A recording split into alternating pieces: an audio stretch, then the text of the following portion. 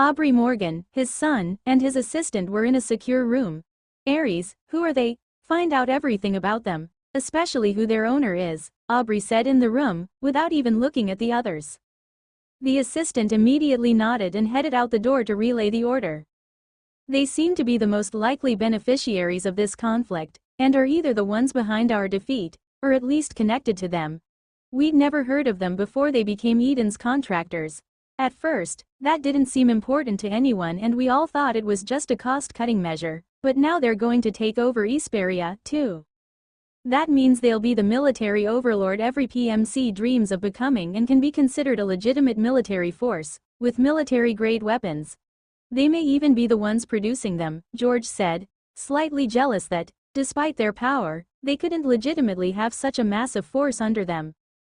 Instead, they were forced to break their forces into multiple PMCs in different countries.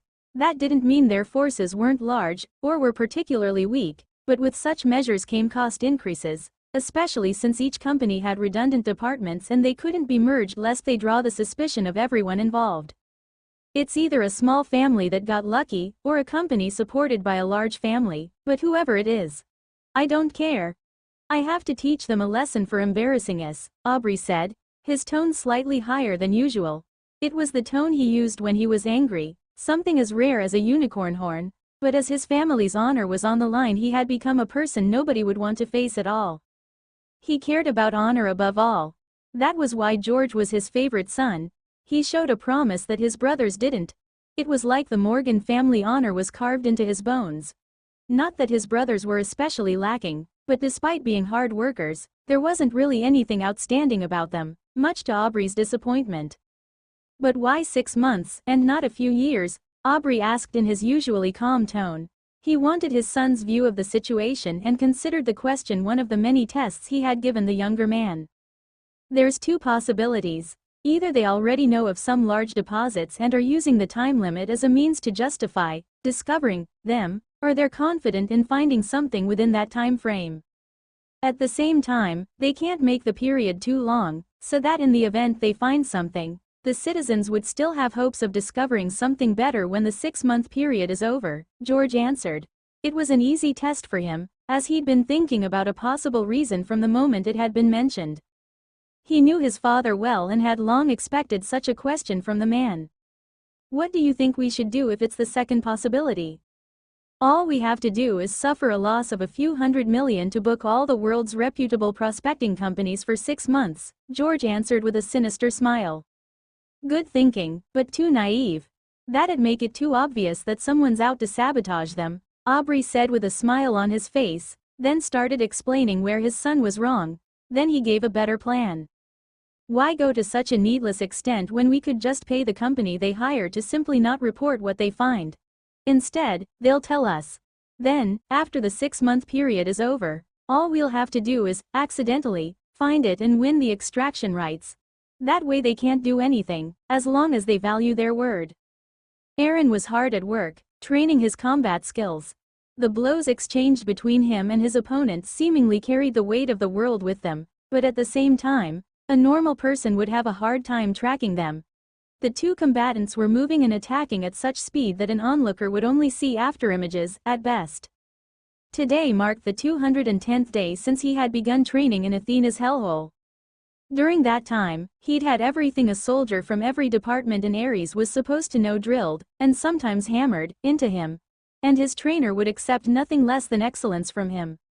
Infantry skills, piloting, driving, spying, sniping, and many more skills had been tested, and each score of average that Aaron received had only increased the intensity of the retraining he suffered. The teacher assigned to him by Nova would make sure that he was perfect, or suffer deletion in the attempt.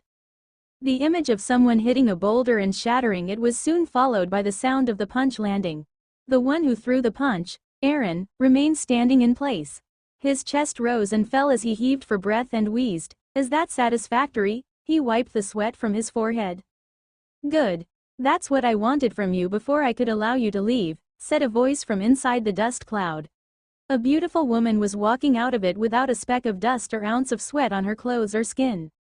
Congratulations, sir, said Nova, who had appeared the moment the instructor mentioned that Aaron had passed his final test. You really went all out when you made her, Aaron said. He had directed Nova not to interfere during his training, unless something urgent came up. Thankfully, everything seemed to have gone well while he was otherwise occupied. You need to lead by example, she said with a smile, feeling quite happy about Aaron's hard work. She had been observing and recording everything without missing anything. I know, Aaron said as he sat down to rest. It was his first rest of the day after 7 consecutive hours of fighting. Thankfully, he had finally won the confrontation against his instructor, making him the most combat proficient human in the world at the moment. Let me rest for a moment, he said, then laid down and fell asleep within a few seconds. Catch me up on the world's situation, Aaron said. He had slept for 3 days straight in the universal simulation before waking up completely refreshed. Nova had put his pod in rest mode, making his 3-day nap equal nearly a month of vacation. Esperia's already signed the surrender accord, and the announcement's already been made. The citizens' reaction has been quite good, and Alexander's approval rating in Eden is at its highest point. The latest poll has it at 93%. She continued catching him up on what had happened during the week that he'd been disconnected from reality. How about Vladimir? Or rather, how about what remained of him? He asked. The personality change is complete, and he can be considered an entirely new person with a new and enhanced body and memories of his former self. He's waiting for orders when you wake up, she explained. Good. Find a way to return him to his country so he can continue his tasks there, while at the same time preparing himself to rise in the Kremlin.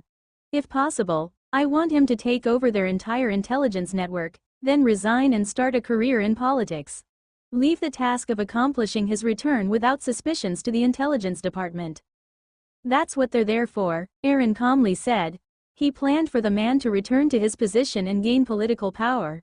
As his revenge on Russia, which had forcefully taken his things without his consent, could now enter full swing. It wasn't just the one that executed the order that he wanted to pay, but the Russian leadership had to pay as well. The intelligence department immediately got to work.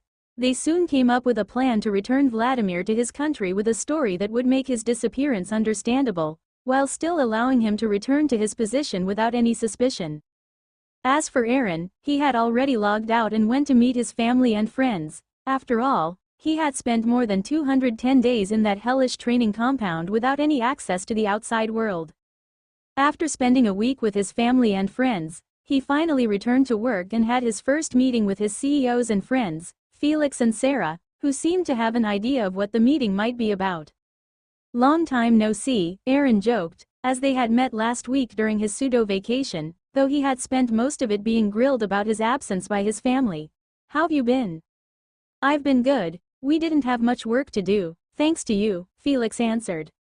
It seems like you already have an idea of what the meeting's about, so I won't beat around the bush, Aaron said, then received a side eye from Felix. What's wrong? He asked. Are you spying on us with those glasses? Sarah asked, jokingly covering herself as if she was naked. No, your body language just gave me that impression. Aaron understood how they had come to that conclusion, though it was difficult to make them believe he wasn't spying on them now that his intuition was as monstrous as the rest of him after the training he had received. Now you can read body language? What exactly happened while you were away? Felix asked, completely believing his friend's statement. I was undergoing a universal training program that was specially made for me, but you can also take it if you want. I actually recommend you do.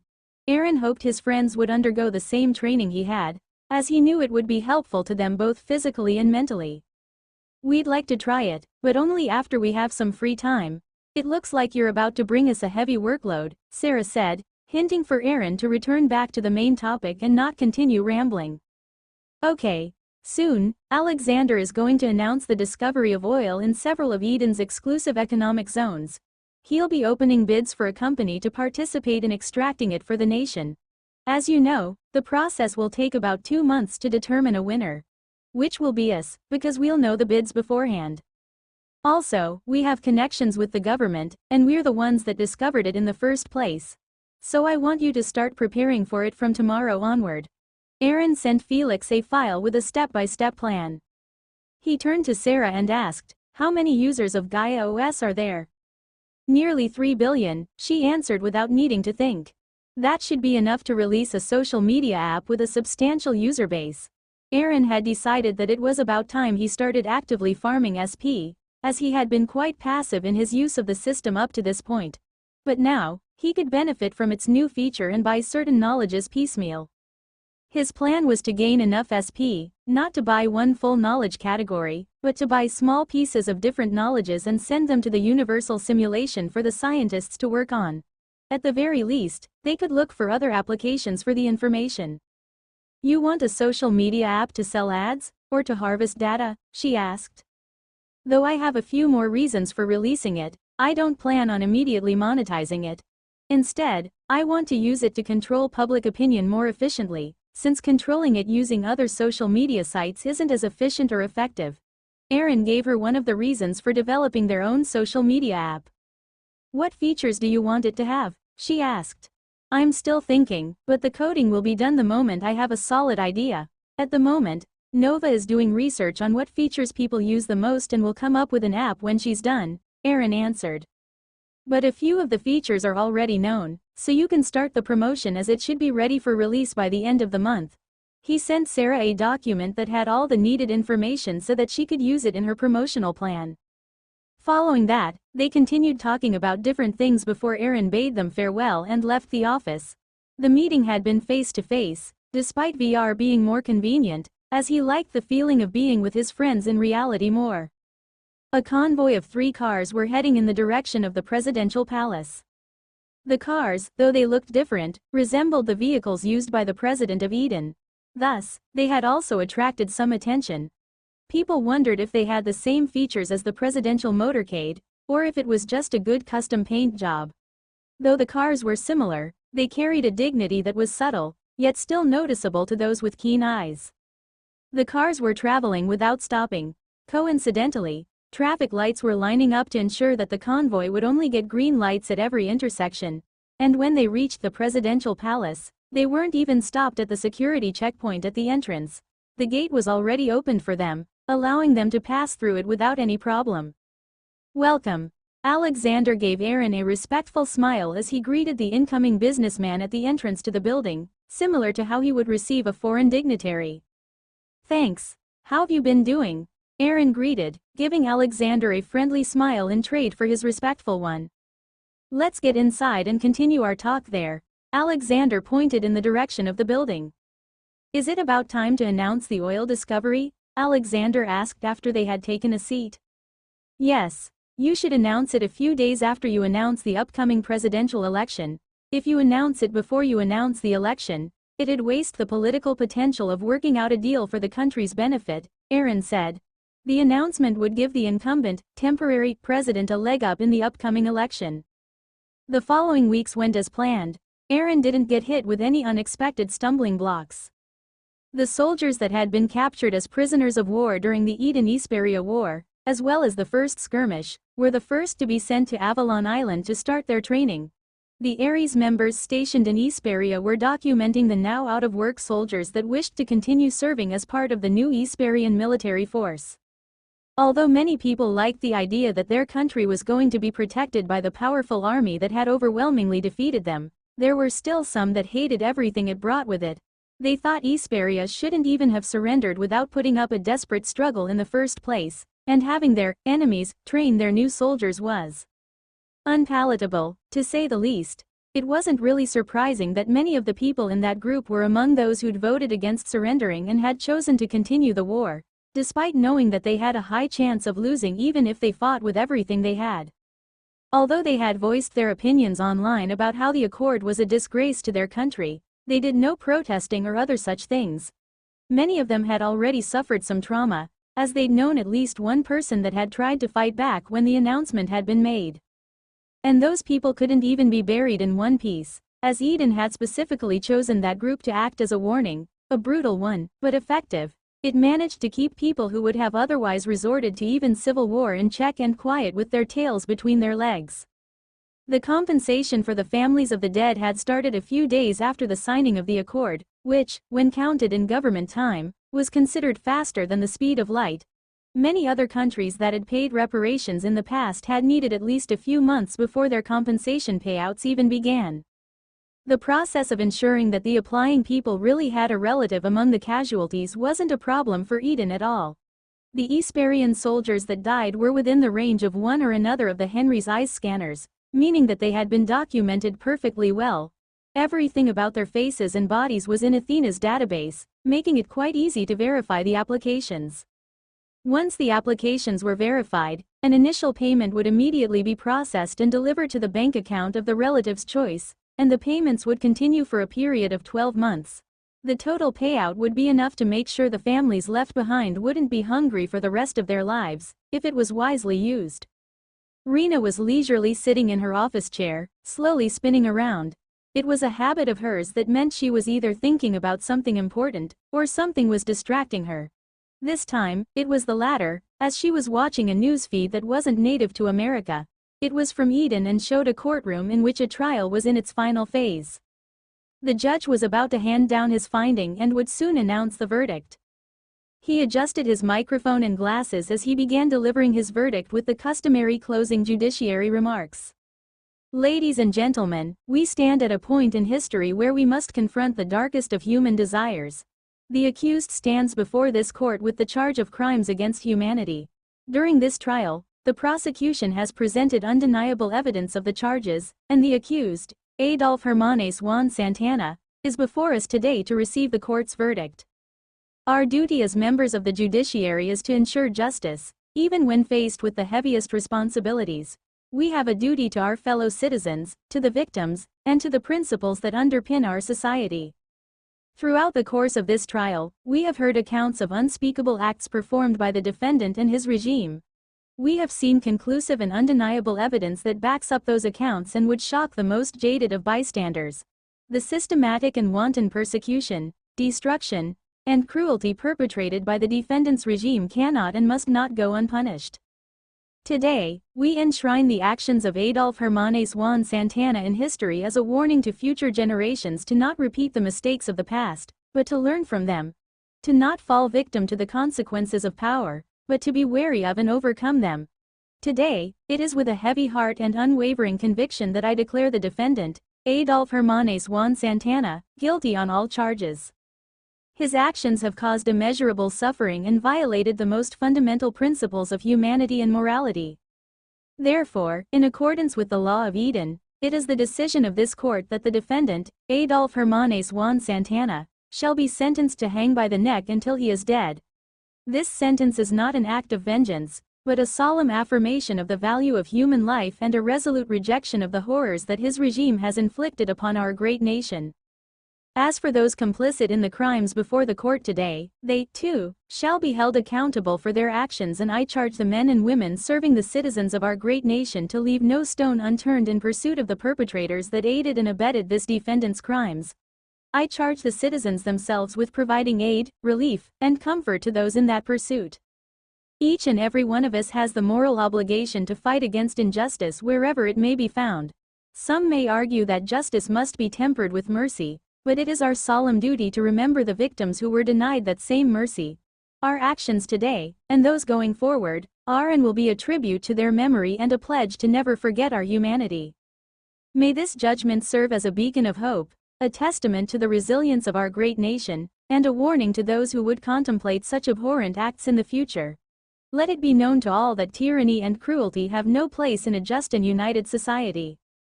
May the memory of the victims be honored, and may our nation heal and rebuild, stronger and more committed to the principles enshrined in our Constitution.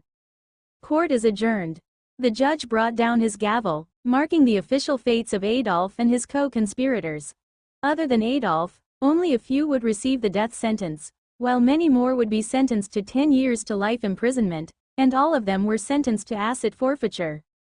The landmark verdict marked the final chapter of the previous government, closing one book and opening another. Hopefully, the next one will be better. He really went with the death penalty, Rena said in quite a surprised tone. Although she had also watched the press conference a few days before, she didn't expect the first person to fall under the sword of justice would be the former Edenian president. Adolf's the perfect precedent, as he did everything in his power to ensure he remained in power. No one with a brain would argue that he didn't deserve what he got, but with so much evidence, even those without brains would realize that the sentence was deserved, Ava said. And in fact, she was right. Adolf was the perfect precedent setter, which was why Aaron had chosen him. The reaction of the Adenians could completely be imagined. Some people were even celebrating. To them, it almost seemed like they were dreaming as they received one piece of good news after another. Things were so good, in fact, that some even started worrying that something bad might happen to counterbalance the continuous streak of happiness that they were experiencing after consecutive years of hardship suffered under the dictator that had just been sentenced to death. The celebration didn't stop with the citizens, either. Even the presidential spokesperson had held a press conference expressing the new government's happiness. The court had reached a verdict, and they were handing down a well-deserved punishment to a cruel criminal. But that wasn't the only thing the spokesperson was declaring. Alexander had declared the day of the signing of the Emmanuel Surrender Accords a national holiday and would be holding a victory parade to celebrate their victory over Isperia, as well as the history-making verdict. The parade would be followed by an award ceremony, awarding medals to those whose performance was exemplary during the brief but impactful conflict. The celebration would be held a month later, giving everyone involved plenty of time to prepare. With the announcement of the parade, the military movements in the country increased even further as groups of soldiers began arriving in the city to start preparing the location the parade would be held, while others were being sent to Avalon Island. What was weird was that none of them were practicing marching drills at all, making people wonder if it was being done in secret or if the soldiers were just going to be walking out of sync with each other. Maybe it was a result of the government rushing the parade, wanting it to happen while people were still relishing in their victory. That would naturally result in some neglect, but many had come to expect huge things from their government, especially when it came to the military, after the 2 consecutive victories they had pulled out of the jaws of anticipated defeat. That assumption was amplified even further when an article talking about what kinds of weapons might show up during the parade. One of them was a very modern-looking, intimidating helicopter that had been seen in a video that looked like a continuation of the one version 5 between the Adenian Lone Fighter and Isperian squadrons. The article had garnered much attention, as it came from the same reporters that published the video of the dogfight, resulting in many people starting to question where it had come from. Some people said it looked like a high-tech helicopter that was built thanks to data leaks from the US government caused by Chinese hackers.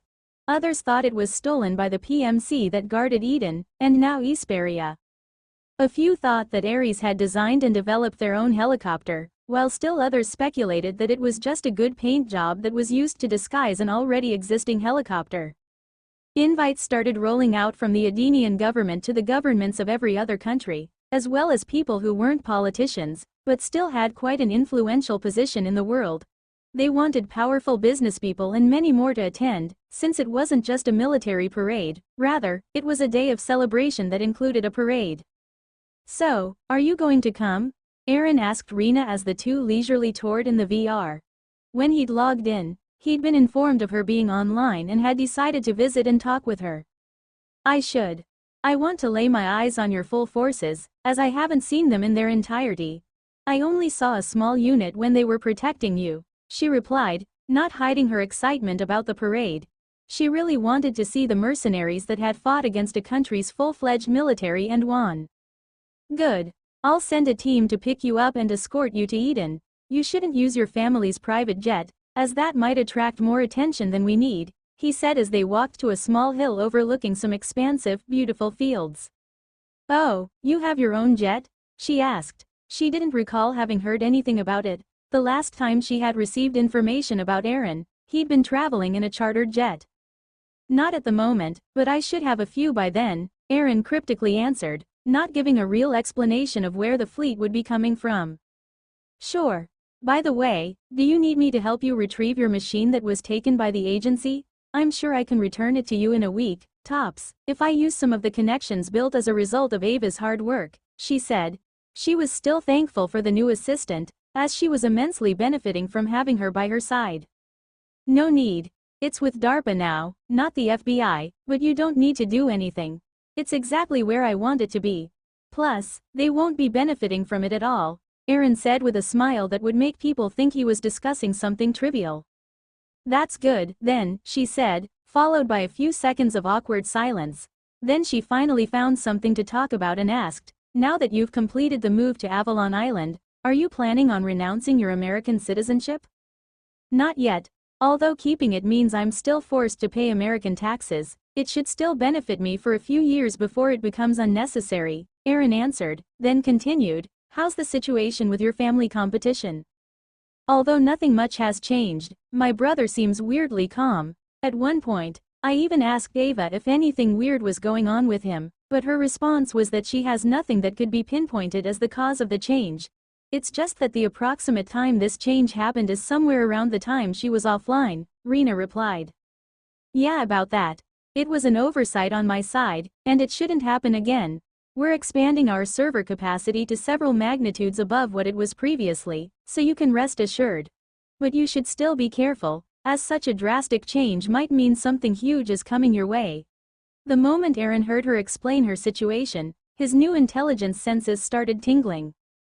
So he wasted no time in warning her to be careful, but also telepathically asked Nova to order the Ares members in his old neighborhood to delay their move to Eden and keep an eye on her. At least until she visited Eden. They could hitch a ride on the jet he would send to pick her up. "I'll make sure to keep an eye out," she replied with a sincere smile of happiness.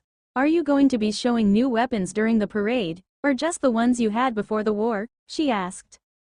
"We'll show some new ones, as that'll act as the launch and introduction of them to the world, but nothing fancy, except for the helicopter.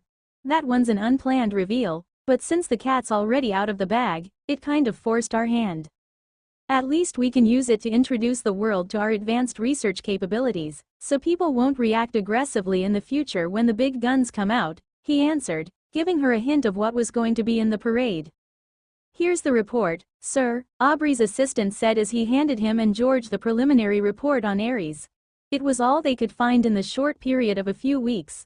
The research team was still working to gather more information. The Morgan father and son pair wasted no time and opened the files, then carefully read them. They were extremely curious as to who might be behind the up-and-coming PMC. "Why's everything in this garbage highlighted as nothing but speculation?"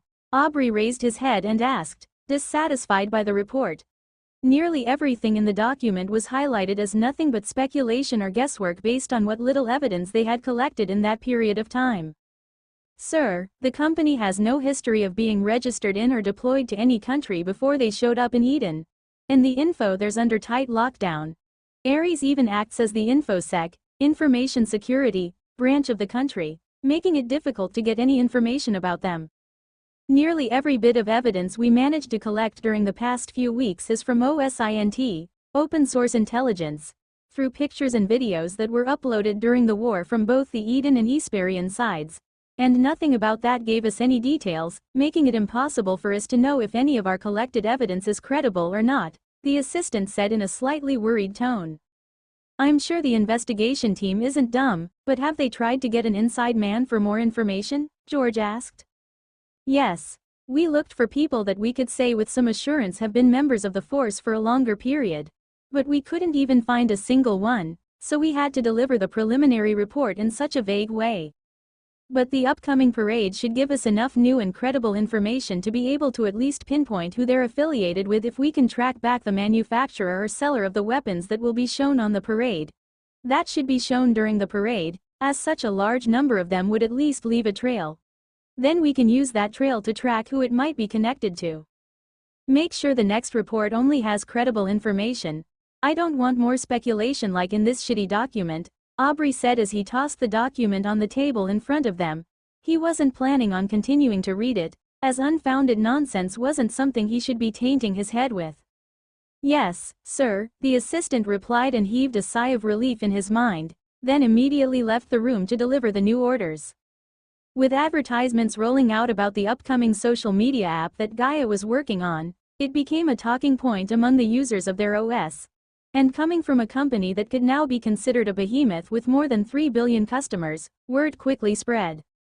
After all, most people used a Gaia product on more than one device, leading to the advertisements working their way through more than 15 billion devices. During the less than a year that the Gaia Corporation had taken to rise to fame, they'd met with, and overcome, many obstacles from others, including Google and Apple. The crackdown from two massive companies continued, both of them trying their best to hinder the growth of the Gaia OS, as each had their own operating systems that had dominated the field before the upstart company's newer, and better, OS was released. When the OS was becoming relevant at the start, they had been desperate to make it impossible to download, but failed.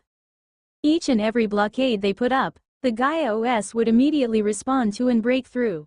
Then they tried threatening, and also filed, a few lawsuits, either jointly or individually, for copyright infringement.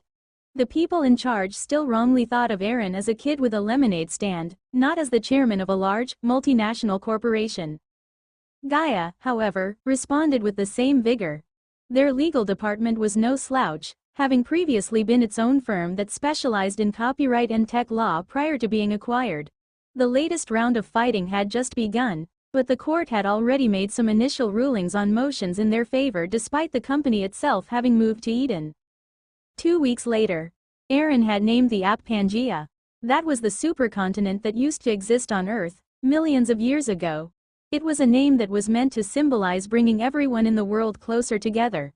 Not to mention, it suited his naming tastes quite well. After all, his other two public companies were named after the Earth itself, Gaia, and the desire for connectivity and progress, Connect.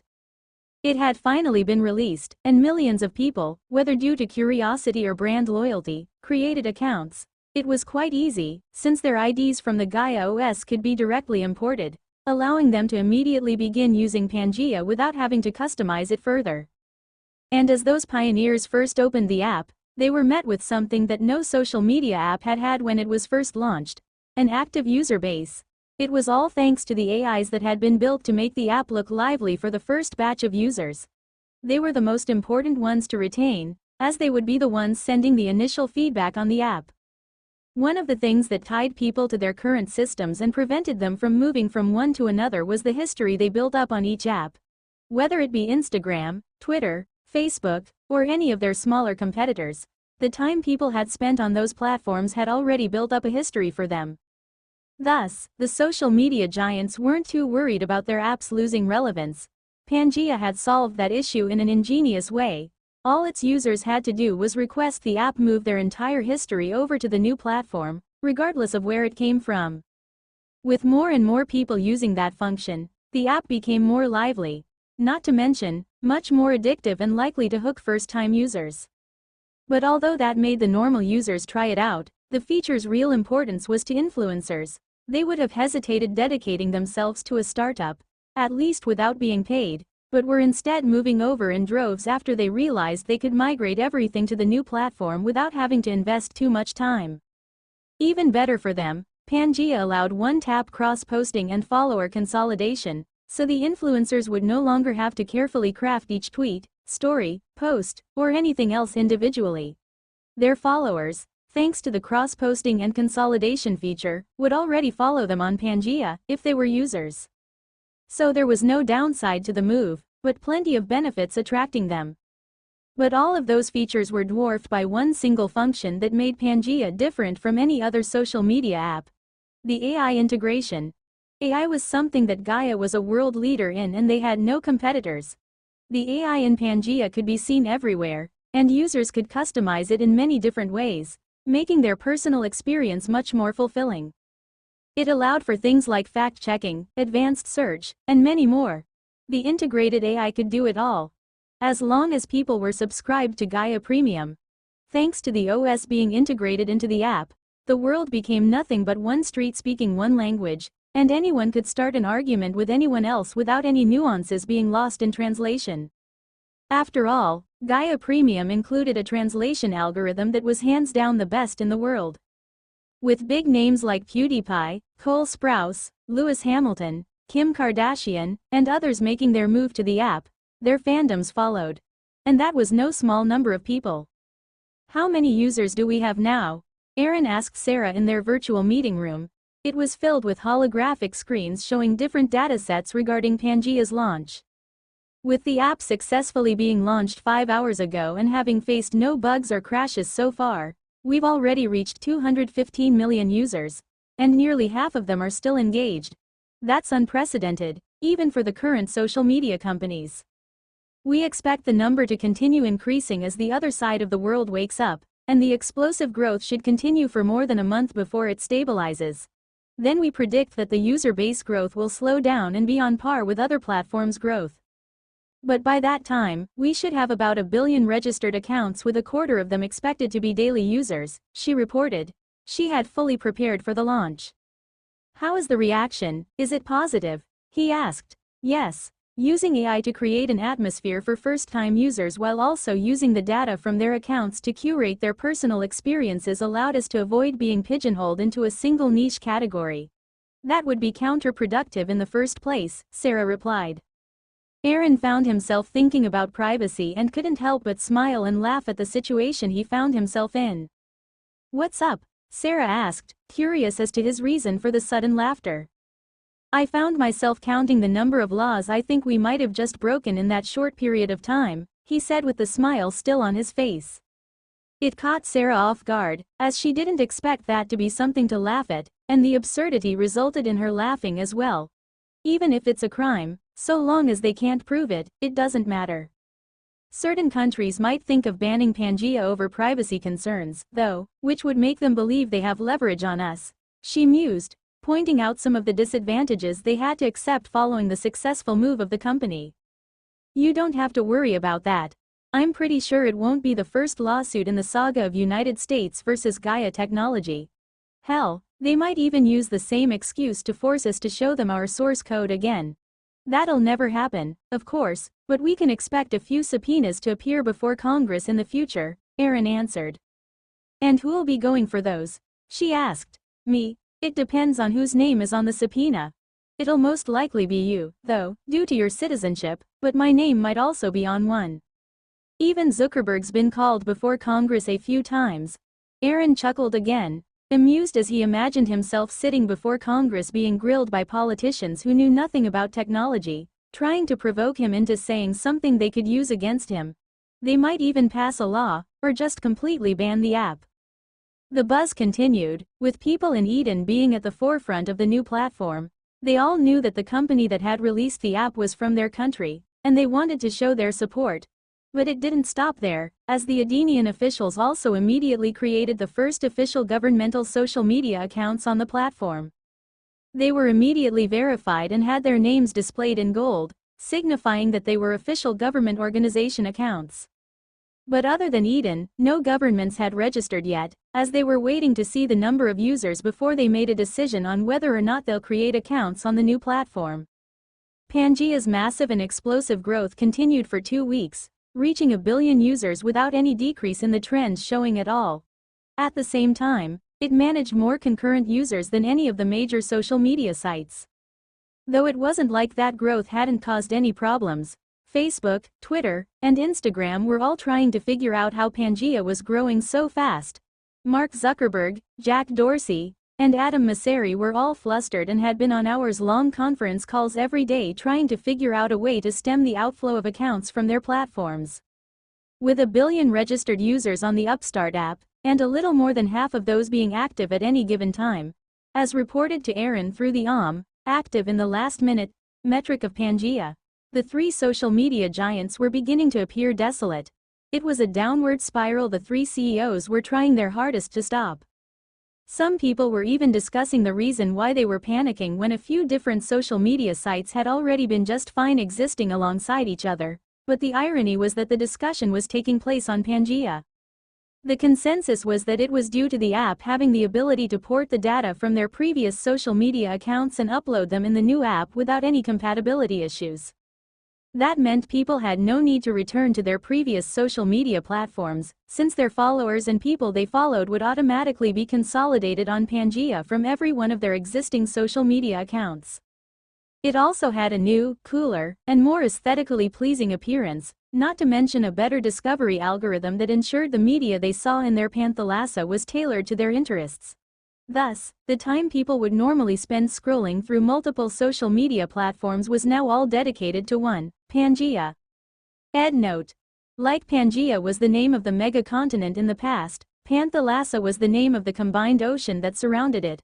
So, like Facebook has a wall and Twitter has a feed, Pangaea has the Panthalassa.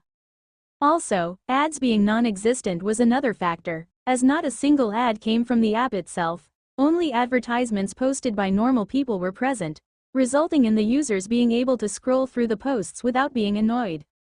At the end of the second week of the app being live, a rather unique live broadcast was climbing to the top of the trending page. What made it unique was that it was being live streamed by the Eden Defense Ministry. It had 200,000 viewers, and the number was climbing as the livestream rose through the trending topics. Pangaea users weren't the only ones watching, either. Millions of people were watching the same footage, just on different platforms. Even more millions were watching it on television. The live footage was being simulcast by multiple channels in multiple countries, much like the Olympics are broadcast every 2 years. Edenia, the capital city of Eden. In the country's capital city, a newly constructed city square was completely silent. It was an odd situation, as there was an entire Ares infantry division on it.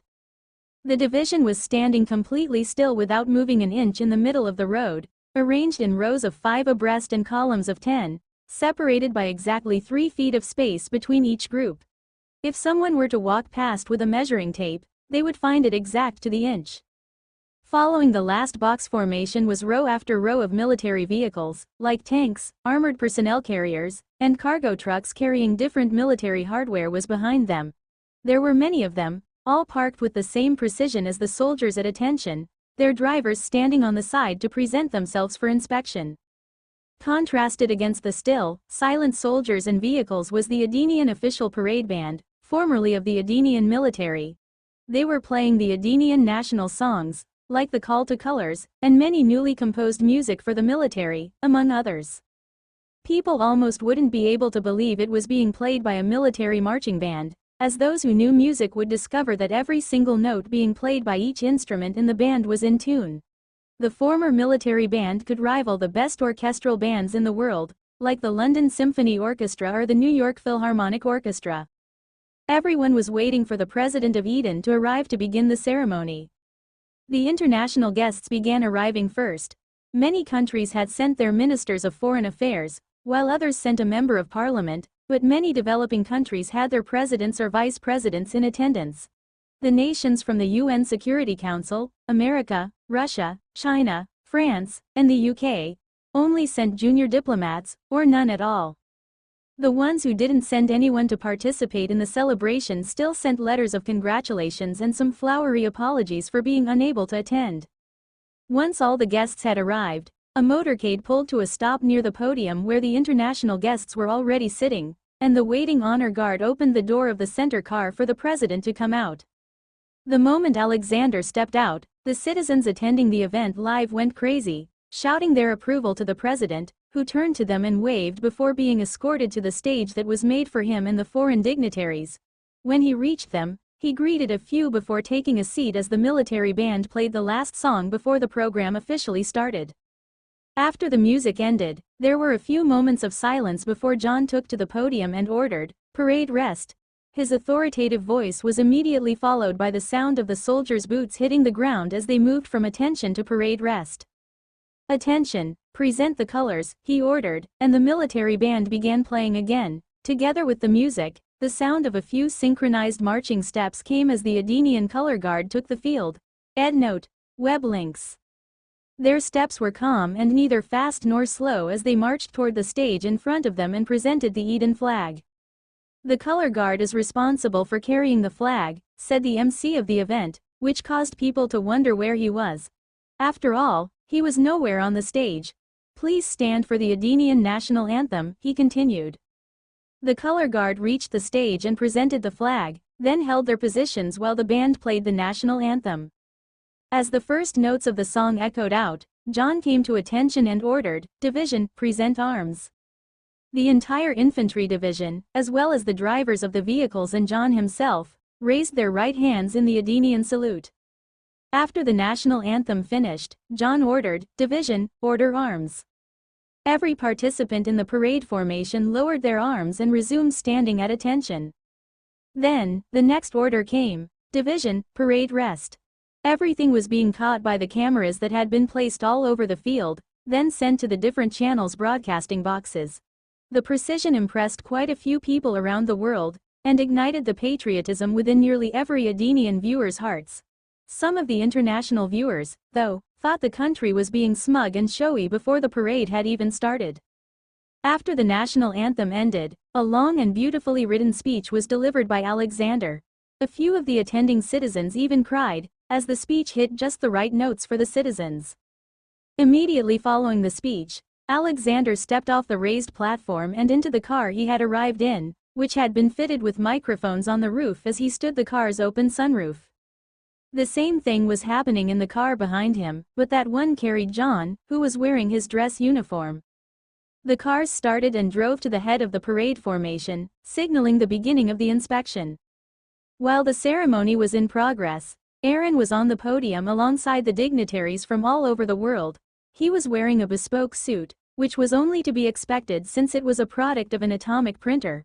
Although he was calmly sitting in his chair and watching the events unfold, he still attracted attention whenever a camera panned across the dignitaries. He was obviously seen every time that happened, and, thanks to the several evolutions the man had undergone, he was almost inhumanly handsome. Although he hadn't posted anything since being expelled from school, he still had nearly 15 million followers across all of his, obviously verified, social media accounts. Thus, people who were interested in his company knew who he was, but many people only knew him from the pictures he had posted in the past. That said, his fans were insatiably curious about the youngest self-made billionaire in history. Another thing that attracted people to him was that he was different from other young billionaires, who were very keen on ensuring that everyone knew they were young and rich. They would also announce that they planned to save the world, or at least make it a better place, like the CEO of Theranos, whose company was facing more and more scrutiny as a result of not having a workable device despite their claims. At the beginning of the year, they had still been valuated at $10 billion, but Aaron, who was said to be worth 3 times or more, could be said to not exist at all in comparison. There wasn't even a single interview of his in any archives at all, and the only picture of him that had been caught after he became a billionaire was from one of his rare visits to his headquarters. He was also in the background of a few people's pictures from when he was touring Europe by himself. Other than those, no recent pictures of him could be found at all. People thought the difference between him and other young tech entrepreneurs was that he didn't need investors' money to expand his company. After all, his products didn't need any investments. He had begun earning with Bug Zapper and hadn't stopped his inexorable march forward. Alas, contrary to the hopes and dreams of investors everywhere, Aaron had never experienced any liquidity crisis. What they didn't know was that that would still have been true even if he had never bagged more than $10 billion in contracts from NATO in the beginning. The contracts stipulated partial payment up front, resulting in the man becoming a billionaire in a matter of minutes. And all of it was in cash, not shares or fixed assets. That initial fund had removed even the slightest possibility of the company going public due to a lack of liquid funds. The third thing attracting attention was the beautiful woman sitting to his left and leisurely talking with him, as if they were closer than everyone else there. She had bright blonde hair and light hazel eyes, which made her more mesmerizing. Her smile seemed to stun the world, and considering that she was publicly enjoying the company she was keeping, it would be completely impossible for a bystander to think that she had survived an assassination attempt just a week before. The camera panned back to Alexander, who was inspecting the military forces with John's car behind him. The inspection took exactly 10 minutes before the two returned to the stage and John took to the podium once again. During the time it had taken them to drive back to the stage, the soldiers had moved into parade rest and were waiting for the order to begin marching and officially kick off the parade. But before the parade began, the Archangels put on a display of precision flying. The live feed switched to the camera facing the sky as the 4 fighter jets appeared in the distance, initially seeming like nothing more than small black dots until the camera zoomed in. Those watching from home could see the jets on their screens, while the people attending the show live had to wait for them to draw near. Soon, the jets were visible to everyone. The MC wasted no time and satisfied the watchers' curiosity, saying, "The sound you're hearing, ladies and gentlemen, is the approaching fighter jets that are here to do an air show." They're the famous Archangel Squadron, piloted by the same people that shot down a combined total of 45 enemy aircraft in our victory over the now-defunct dictatorship of Isperia, who is now our friend. The announcement only increased the excitement of people watching the spectacle. As the MC had said, the fighters finally neared the square and began putting on a performance. They were executing maneuvers that were known as nightmares for pilots, like it was a walk in the park, and doing it with flair and precision. They almost seemed robotic, and even put the famous Blue Angels squadron to shame during their more than a minute of joint maneuvers. The squadron flying was followed by a solo performance from the pilots, who each showcased something different, which almost put those watching in a trance.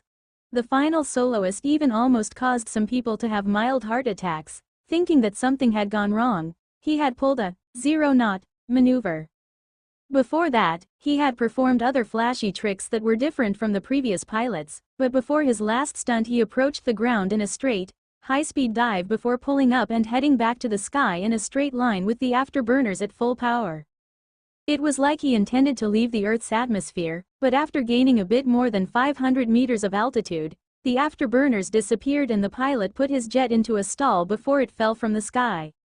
People thought the aircraft had malfunctioned mid-show and were worried they would be witness to a tragedy at the beginning of a celebration. Some of them even closed their eyes, but soon opened them back up. The pilot, upon reaching the 200-meter mark, reignited the jet's engines and pushed the throttle to the stops. Thankfully, it didn't reach supersonic speeds, as that would have taken a few eardrums with it, but it gave people an idea of what the parade would be like. With that exciting end to the air show, John gave the series of orders that would begin the parade and the soldiers moved out. The infantry marched in lockstep, as though they had one mind in many bodies. Following them were the vehicles, both wheeled and tracked, lined up row after row like there were invisible rulers between them. A week before the celebration, "Miss, they've arrived to pick you up," Ava informed Rena. The escort from Aaron had arrived outside her mansion after going through all the security checks and inspections. They were there to bring her to the airport, then onward to Eden. "Sure, let's go," she said and immediately stood from her office chair. She would be taking nothing with her except her phone and the glasses she was wearing. She wasn't even packing changes of clothes. Coming out of her office, she found her secretary and the guard who had taken over for Terry already waiting for her. They would be going with her. "Let's get going," she said and walked past them. They nodded and started walking behind her. "Miss, do you think it'll be fine to go with those people without any of our guards?" asked Alex, Rena's head of security.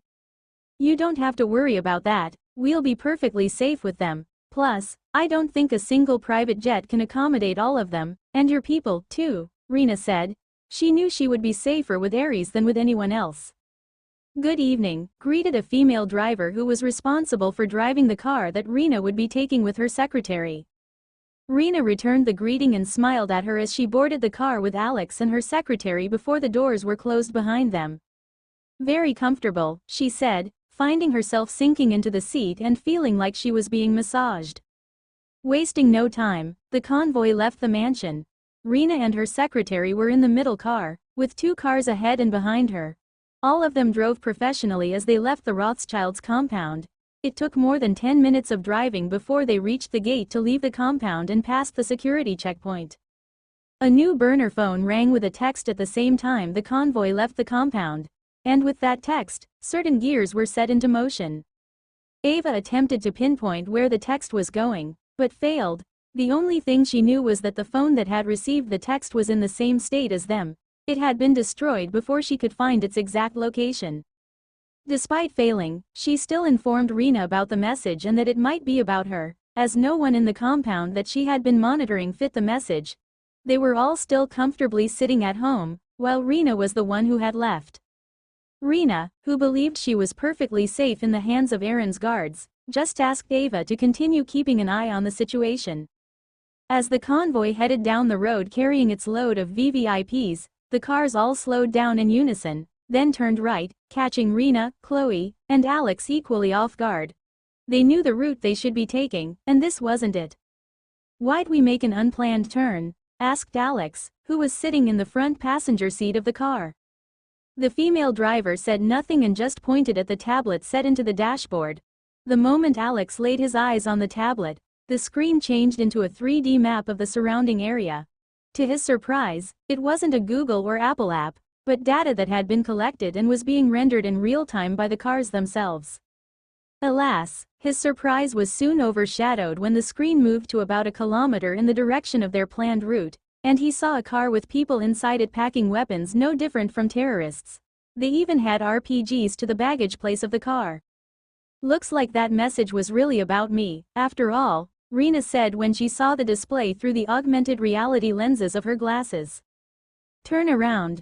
We need to inform the family security about this so they can reach us in time," Alex said and immediately keyed his satellite radio to inform the family. Normally, it could reach the base station no matter the distance, but no matter how he tried, he received no response. "They were prepared for you and jammed the radio," the driver told him after he had been trying to contact the security base for a while. She had let him try it first, not wanting to waste her energy on explaining things like she would have if she had stopped him before he made the attempt.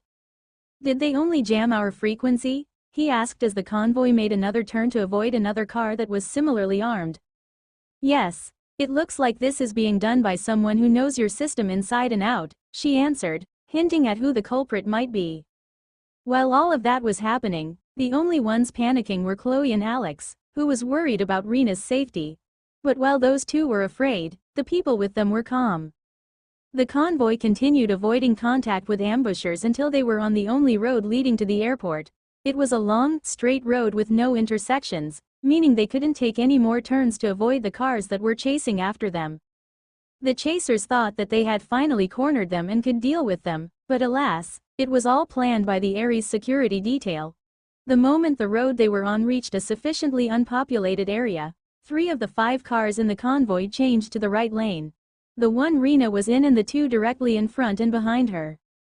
As for the other 2, they remained in the left lane and slowed down. They were left behind by the speeding, but still stable, cars that continued their journey. Although they were now separated, everything happening behind them was displayed on the tablet set into the dashboard of the car. Inside the remaining cars, "We have 5 minutes to deal with them and clean up before this turns into a shit show," said the team leader as he pulled down the back seat and removed one of the assault rifles stored in the hidden compartment. It looked like an Arkansas 15, but the looks were all it had in common with that rifle. Everything else was different. In fact, it was a Gauss rifle. The other soldiers also picked up their weapons and linked them to the sunglasses they were wearing, then powered them up. Once everyone was armed, the driver slammed on the brakes, and the cars skidded for a bit before fully stopping. The doors sprang open, and the soldiers dismounted the car with guns raised. "Who the fuck are?" the lead chase car's driver began, but was interrupted by the sound of a blown tire as a Gauss round hit it from nearly a kilometer away. The Ares members didn't stop firing, either. Even though the front car was spinning out of control due to having its tire taken out while the car was moving at full speed, their aim didn't falter, and they disabled the following cars as well. Then they sent a micro-explosive round down range, triggering the rocket-propelled grenades to explode as the drivers were frantically occupied with attempting to avoid colliding with each other. "Holy shit," Alex said as he watched the massacre taking place behind them. He was experiencing a few complicated emotions as he realized that they really were safer with these strangers than the family guard, just based on the tech in this car alone. That in itself would be a game changer for any security detail, but the efficiency with which the massacre was being executed was also incredibly impressive. The Ares detail said little to nothing at all. The soldiers had seemingly trained to the point they could act as one body and one mind. Though some of the cars had managed to avoid destruction and a few armed people came out of them to try their luck with scattered return fire, mere survival was the most their luck could bring them. Alas, their deaths could be chalked up to natural causes. After all, anyone will naturally die if their head explodes. All 10 of the attackers' cars were soon taken out, with the people in them dying in different ways. It would surely present the FBI investigator with plenty of nightmares in the future, but the local police could count themselves lucky that a fight like this one was something the police wouldn't be trusted to handle. The soldiers immediately boarded their cars again and headed to the pile of wreckage to do some cleaning. They burned a few things, tore apart a few more things, and generally just contaminated the scene even further to make the investigation as complex as possible. Then they loaded back into their cars, put their Gauss rifles back into their hidden compartments, and left in the opposite direction of Rena and the rest of the convoy. "Where are they going?" asked Rena, who seemed calm, but was internally angry. She had seen worse. "To find and capture the one behind the attack," Ava said. She brought up the evidence she had collected and her interpretation of it. The most damning piece of evidence was the communication records from the cell towers, showing where the person the attackers were communicating with was. Ares also had that information, and the rearguard team had been directed to capture him or her. Alex, hearing that, knew that the Rothschild security force was nowhere near that level of efficiency. Ares seemed to have handled the attack while simultaneously figuring out who was pulling the strings. Then, they had disrupted the evidence and even began another operation to apprehend the mastermind and interrogate them on who was ultimately responsible for attacking them in such a heavily armed manner. Wow, Rena had finally managed to calm down over the remainder of the car ride, but was flabbergasted when she saw the plane that was waiting for her.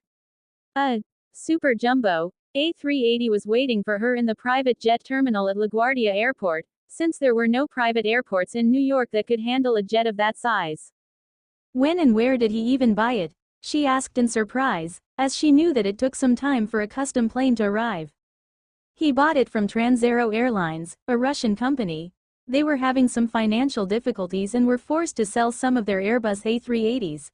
He got 2 of them," Ava answered after requesting the information from Nova, who allowed access to it as it wasn't a huge secret. The news just wasn't publicized, like most things about Aaron. As Rena was talking to Ava, a ramp lowered at the end of the jet, revealing its massive cargo hold. The cars the group had driven to the airport made their way up into the hold and the ramp lifted, sealing the entrance. "I don't think a commercial airplane has cargo ramps like that, do they?" she asked, pretty sure that the planes Aaron had bought were certainly modified after the purchase. But the timeline still didn't add up. Whether they were special orders or modified post-purchase, the jet would still require several months to be completed. They were sent to Avalon Island for modifications. Hearing that, Rena knew the plane in front of her wasn't one that Aaron had bought from the Russian company at all. His purchase might just be a smokescreen, so people wouldn't be asking where he had acquired the plane. "He's finally acting like a rich person," she said with a smile as she realized that Aaron had bought 2 planes with a price tag of more than $100 million each, just so he could build similar-looking jets and people wouldn't ask where the hell he found them. And she was right. The planes that landed at Avalon Island were nowhere to be found.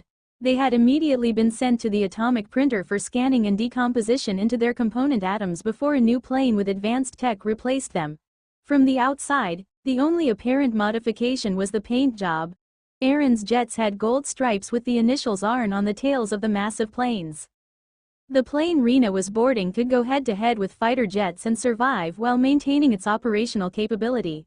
It could also fly for basically forever, as it was powered by a miniaturized fusion reactor that provided more electricity than it would ever require.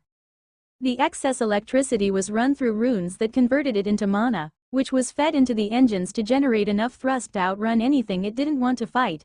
The key word there is, didn't want to, not, couldn't, as there was nothing on Earth that could threaten the powerful hybrid Magitech jetliner. Aaron had even further reinforced it by engraving a massive shield rune that covered the entire super jumbo jet, turning the whole thing into an impregnable flying fortress. "Please." The driver of Rena's car gestured for her to board the plane so they could begin their journey. As Rena walked up the stairs to the plane, she asked, "Aren't we going to wait for the rest of you?" "No, their stay's been extended so they can investigate who was behind the attack. They'll join us in Eden later," the woman respectfully answered. "Oh, that's good then." Although the exterior of the plane had impressed the Rothschild daughter, the inside was even more impressive. Despite being luxurious, there was no sense of tasteless nouveau riche extravagance in it.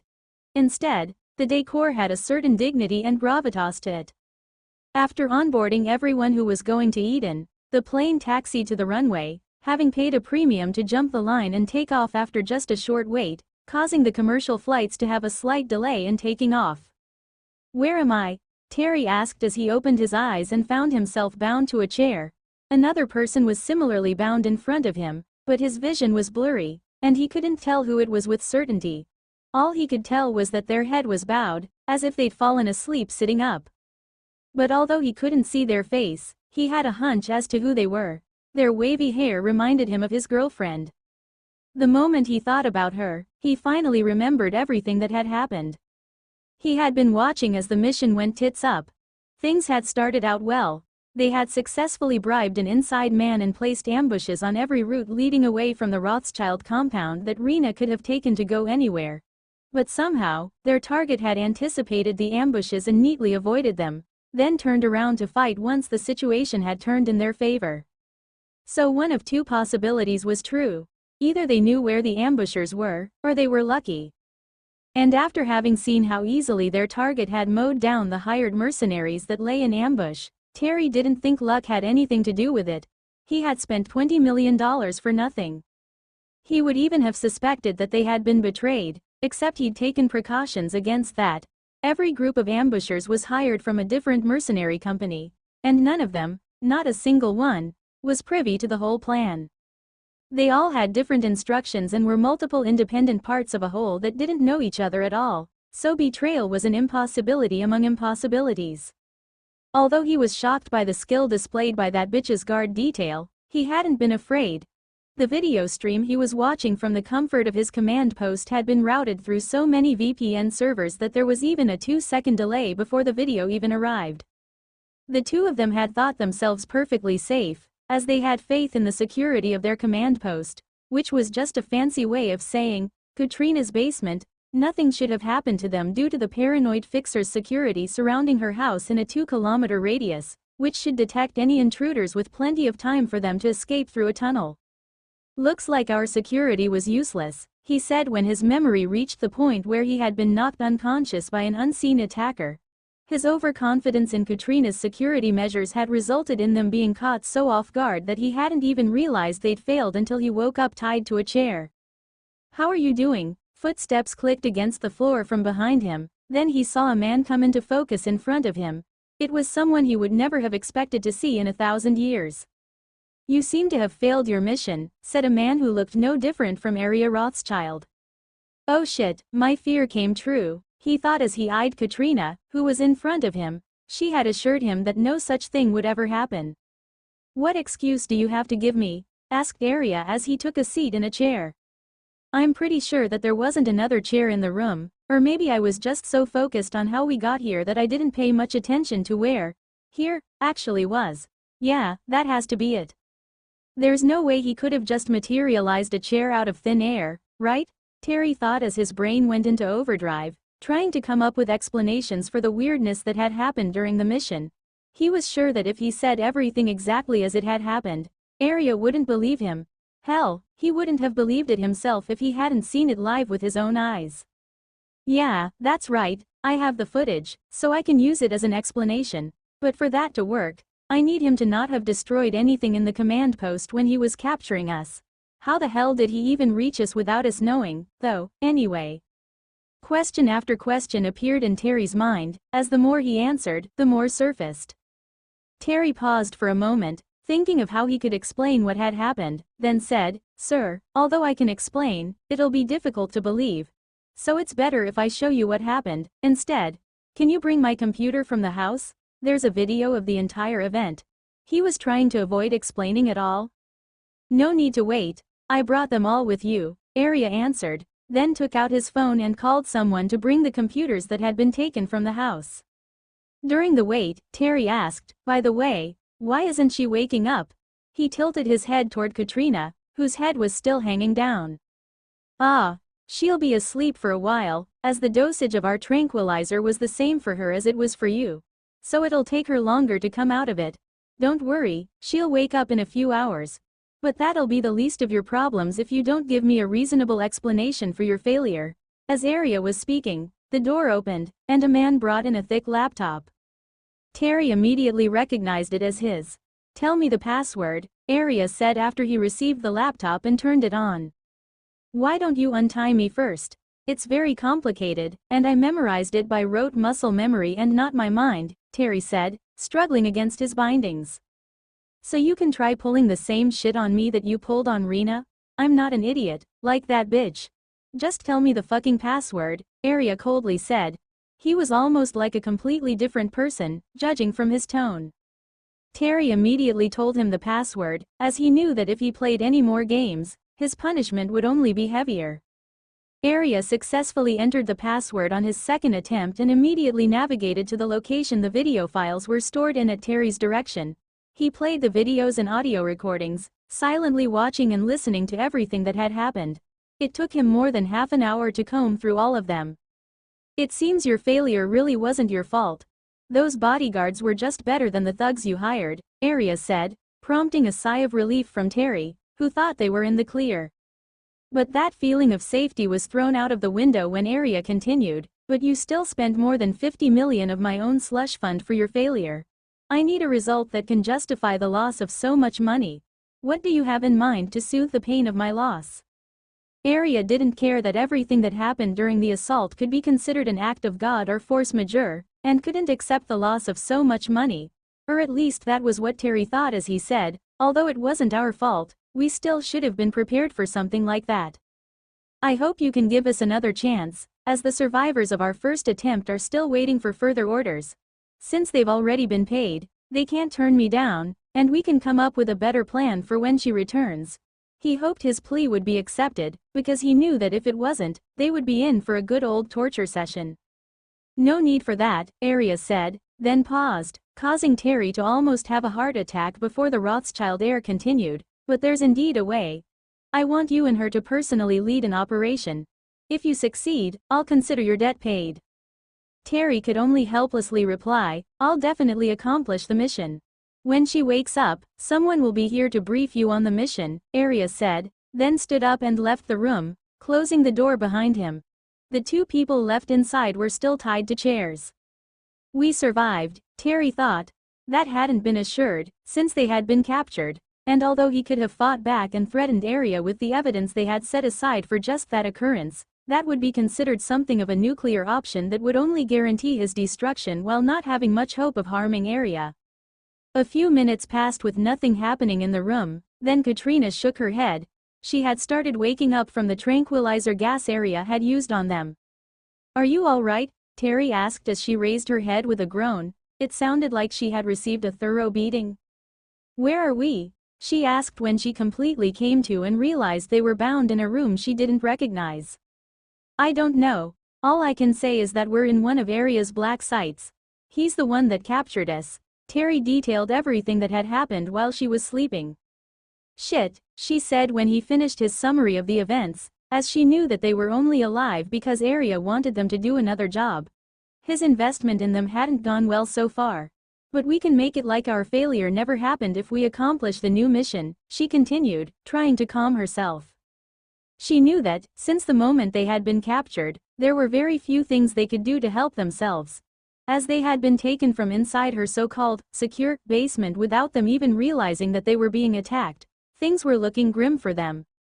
Their capture meant they had never been safe and had always been watched, which didn't make her feel very good at all. But despite that, she tried to hide her displeasure, as she was sure they were being watched. Did he tell us what he wants us to do for him? She asked. Not yet. I think he was waiting for you to wake up so he could tell us both, Terry answered as he eyed the girl with love in his eyes. Seeing that, Katrina felt frustrated. She didn't know whether to feel happy or upset for her man to be watching her with those eyes. Plus, their relationship would be used against them, so she tried to warn him with her eyes. Terry caught the glance and understood her warning, so he tried to change the way he was looking at her. But he knew it might have already been too late, and they had just handed Arya more leverage to use against them, as if what he already had wasn't enough.